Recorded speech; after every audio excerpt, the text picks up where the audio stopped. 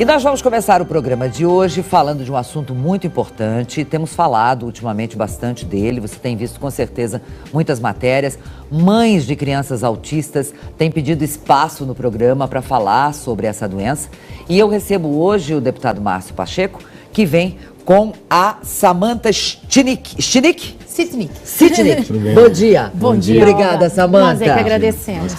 Você é presidente da Associação de Mães Autistas de Cascavel. Mães de Autistas de Cascavel, isso. Samantha, a associação existe há quanto tempo? A associação foi criada agora no final de 2017, né? Mas nós já vimos nessa caminhada há muito tempo. Né? São quantas mães hoje? Nós temos hoje aí poucas mães, porque nós temos também outras entidades, então assim, as mães estão se filiando agora. Estão tomando conhecimento. Total. Mas assim, a gente tem bastante adesões. Eu acredito que com essa questão aí do Congresso, que está manifestando e movimentando as pessoas da região, nós vamos aí angariar bastante famílias interessadas na causa, né? A necessidade é grande. Estima-se que nós tenhamos 2 milhões de autistas. Márcio Pacheco, você resolveu abraçar realmente essa causa e ajudar essas mães.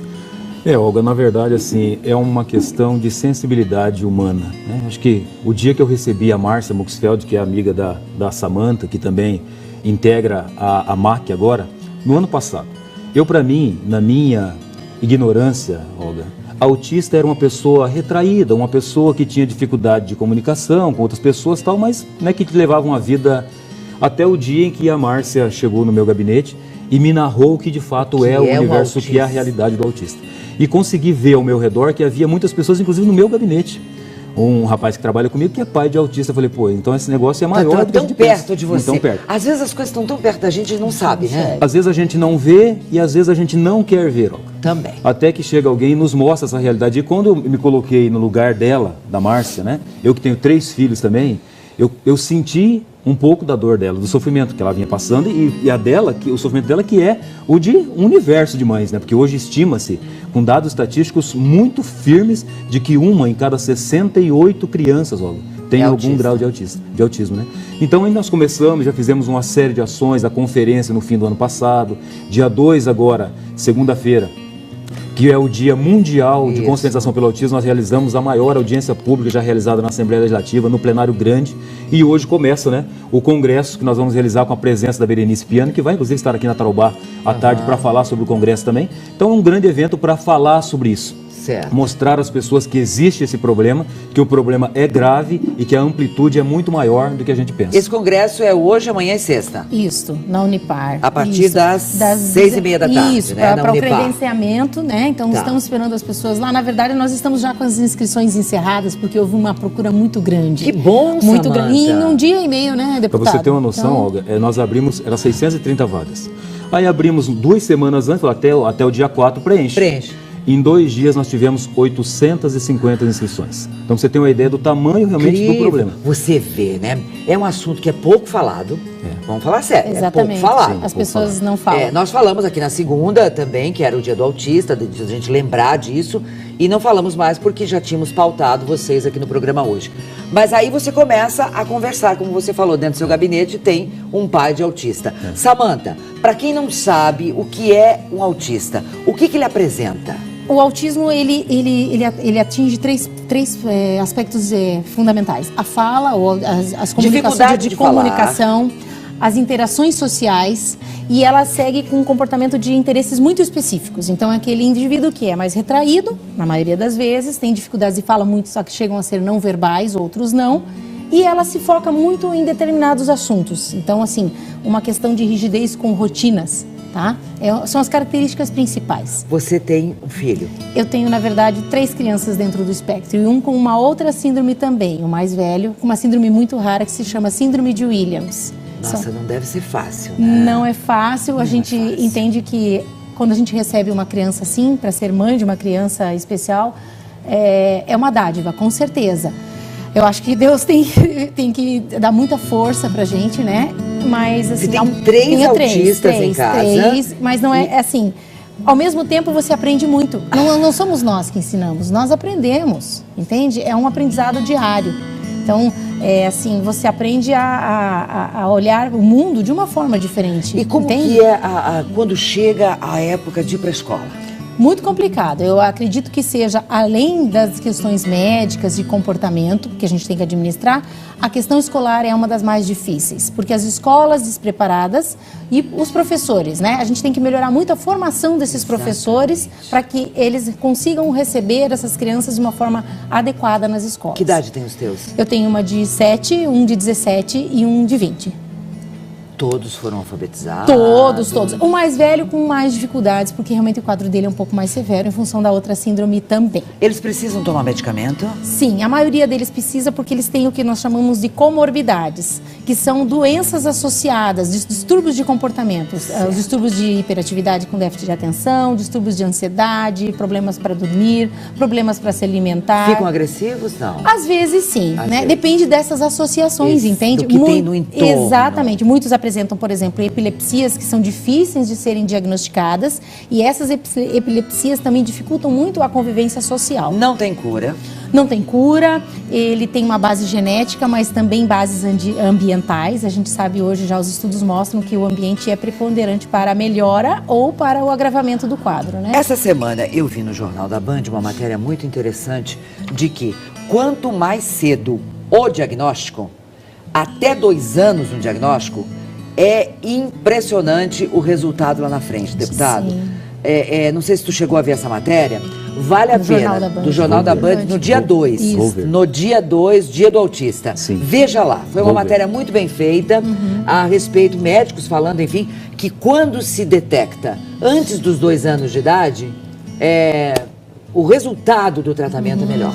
E aí, Olga, entra o papel nosso, da classe política, do poder público. Exatamente. Né?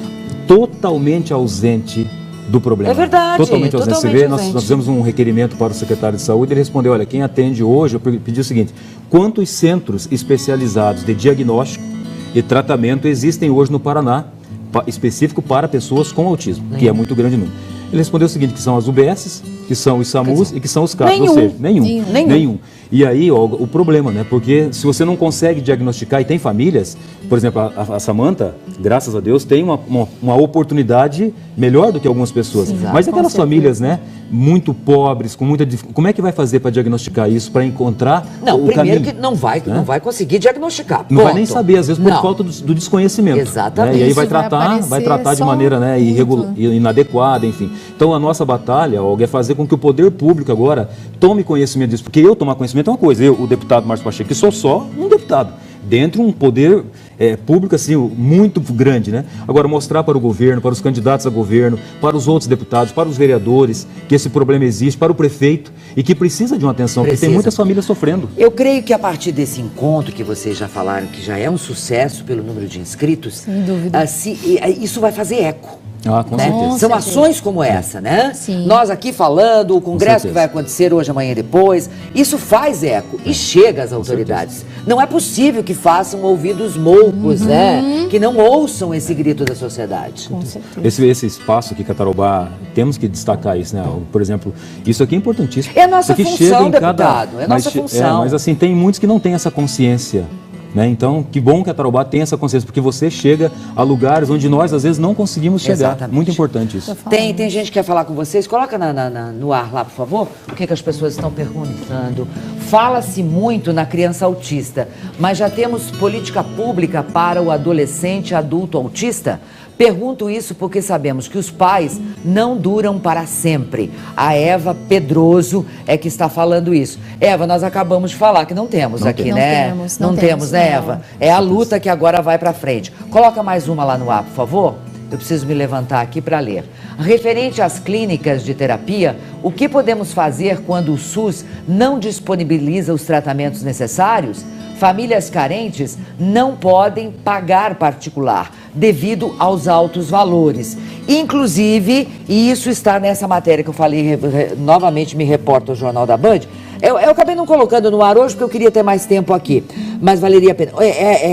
É caro, o exame é caro. Na verdade, assim, os centros hoje que oferecem algum equipamento no sentido de diagnóstico e acompanhamento estão ligados a universidades. Hoje nós temos em Cascavel, né, várias Temos universidades. um centro universitário, Então, assim, o que nós pretendemos enquanto associação também, e com o apoio do deputado? Nós nos unirmos no sentido de criarmos um serviço que possa atender essas pessoas que não vão para a rede particular, né? Desde o diagnóstico até o acompanhamento. Quem tem dinheiro vai lá, paga 500, R$1.000 uma consulta, um exame e faz, né? Mas tem mais um detalhe, um agravante, Olga, que não é só questão do SUS. Inclusive os planos particulares de saúde também não conseguem, não é que não conseguem, eles não querem porque também desconhecem um pouco, e o que conhecem porque é caro o tratamento. Então eles dificultam muito, não basta a pessoa falar, eu vou fazer um plano de saúde que eu vou estar com o meu problema resolvido. Não existe, então é bem complicada a situação. Tem mais alguém que quer se manifestar lá? Coloca no ar, por gentileza. Sobre o símbolo do autismo, laço colorido de quebra-cabeça, como poderíamos fazer para que os estabelecimentos incluíssem em suas placas de atendimento preferencial? Mesmo tendo direito, sofremos discriminação, pois o autismo é considerado uma deficiência, porém não visível. A Márcia, querida, olha que ideia ótima que você deu. Olha aqui, deputado, para se colocar como cliente preferencial. Essa discussão já Esse é o símbolo. Essa discussão já está posta na Assembleia. Eu tenho 6 projetos do ano passado para cá, isso me incomodou tanto. Me angustiou tanto ver o sofrimento dessas pessoas. Então nós temos 6 projetos na Assembleia Legislativa. Esse projeto, se não me falha a memória, não é de minha autoria, acho que é o Pérez, inclusive está discutindo, que também é um deputado que é bem atuante nessa área na Assembleia Legislativa. Então assim, está em pauta. Só que a gente tem que ver, porque muitas vezes a gente quer colocar a ideia, mas nem sempre ela é constitucional pela Assembleia Legislativa. Entendi. Mas estamos fazendo já muito do que podemos fazer, encontrar inclusive, fazer um censo para diagnosticar no Paraná, Olga, qual o número e a característica das famílias que têm esses problemas, que não existe saber onde eles estão. Quantos são, exatamente, onde estão, o que possuem. Então, isso faz parte de um projeto que eu propus na Assembleia Legislativa, só que está aí barra no governo, por quê? Porque depende do governo querer também fazer, porque envolve dinheiro. Mas nós vamos fazer toda a cobrança para que isso aconteça. Aqui em Cascavel, Samanta, a pessoa vai para um médico particular, porque não tem um atendimento. Qual é o médico que atende o autista? Olha, nós existe hoje um protocolo que é instituído pela Associação Brasileira de Pediatria. Ele veio de fora do Brasil, onde já nos países, isso já é de praxe há muito tempo, que ele deve ser aplicado até os 2 anos para acompanhar, porque é aí que está, como você havia dito, até os 2 anos. Quanto mais cedo o diagnóstico, melhor, mais cedo você vai fazer a intervenção, o prognóstico vai ser melhor. Tá? Então, assim, o pediatra que acompanha essa criança, ele tem que estar atento. Ele tem que estudar esse protocolo e aplicar na íntegra, tá? Ali, nossa, hoje, se a gente nós tivéssemos essa aplicação, vamos dizer, correta desse protocolo, nós estaríamos melhorando com certeza o prognóstico de muitos que estão sendo diagnosticados tardiamente, tá? Depois disso, ele é encaminhado a um neuropediatra e pode ser acompanhado também a um psiquiatra. São as 2 linhas médicas que podem diagnosticar e acompanhar. É o pediatra. O pediatra, com certeza, né? Com certeza. E é interessante, Olga, falar também que o problema, ele atinge não só as famílias. Porque hoje você chega com a criança na escola, não é que o professor não queira atender com a capacitação que é necessária. Ele não recebeu essa capacitação. Ele não conhece como o que fazer. Você lembra daquela discussão quando, para se colocar crianças com Down, autismo, enfim, todos os especiais. Nas redes regulares. Nas redes regulares, a discussão que deu. Porque eu, professor, não fui preparado para atender essa criança. A própria questão da saúde pública, inclusive. Os profissionais de saúde também conhecem pouco do problema, não receberam qualificação, então não sabem necessariamente o que fazer, como encaminhar. Então, por isso, dessa importância do poder público tomar conhecimento, fazer os investimentos em capacitação hoje, por exemplo, o maior público que nós temos hoje no Congresso, por exemplo, quem são? Em geral, então, professores e profissionais da saúde. Professores e profissionais da área de saúde. Mas você veja, Olga, vão lá hoje tomar conhecimento desse congresso que nós estamos fazendo gratuitamente, que é um congresso caríssimo para fazer. Mas ninguém vai pagar nada. Contamos com voluntariado, todos que nos ajudaram com dinheiro, inclusive são voluntários, né? Mas assim, isso não acontece, o poder público não faz isso. Eles vão buscar num congresso que nós tomamos à frente para organizar, mas que o poder público deveria fazer isso, né, mensalmente para qualificar. Então, graças a Deus que conseguimos organizar isso, mas se não tivéssemos organizado isso, quando que, né? Você disse que pretende encabeçar aí uma pesquisa para fazer um levantamento onde estão os autistas. Aqui, sem querer, a gente já percebe o número de pessoas interessadas no assunto. Tem mais alguém falando sobre este assunto. Coloca na tela, por gentileza, que eu vou ler o que a pessoa está escrevendo para a gente. Bom dia, bom dia. Meu filho tem a síndrome de Asperger. Asperger.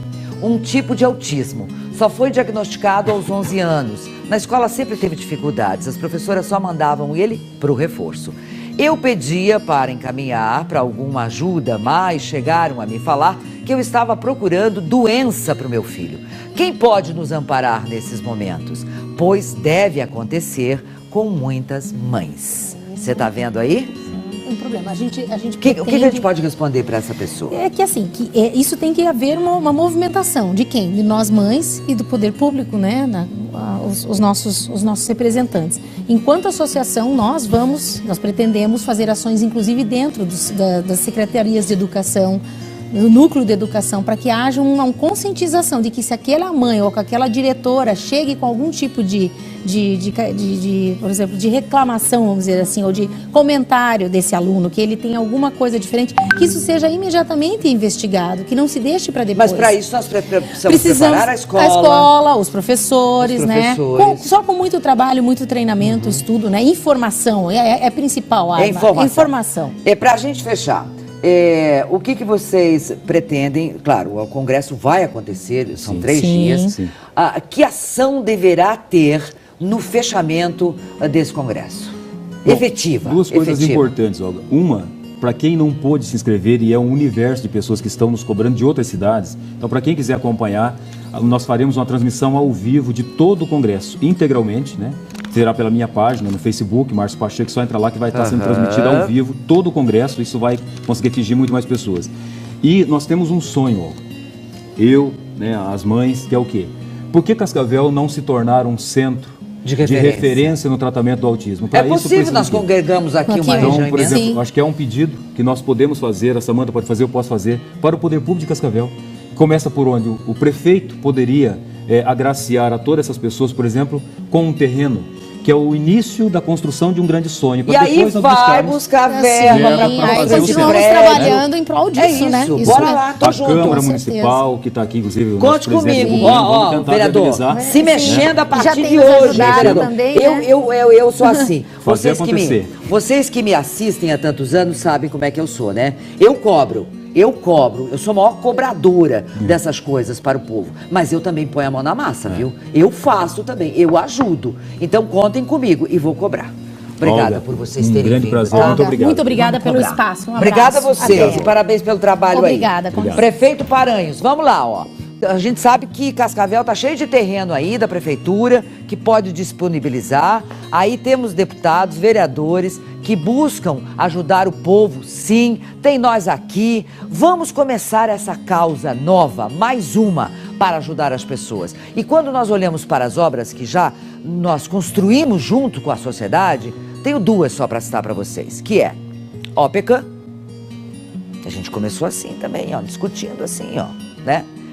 Vamos começar, precisamos de um terreno e tal. Outra obra importante que está aí, o Albergue, que a semana passada eu recebi lá na rádio o Nestor Dalmina, e a gente estava relembrando de quando a gente colocou a pedra fundamental ali onde é hoje o Albergue Noturno. E que tinha gente do bairro que dizia assim, isso vai desvalorizar o bairro, isso é um horror. E a gente dizia, não, isso vai valorizar o bairro. Então, o sonho começa assim, a gente discutindo, com o pé no chão, viabilidade, para a gente realizar.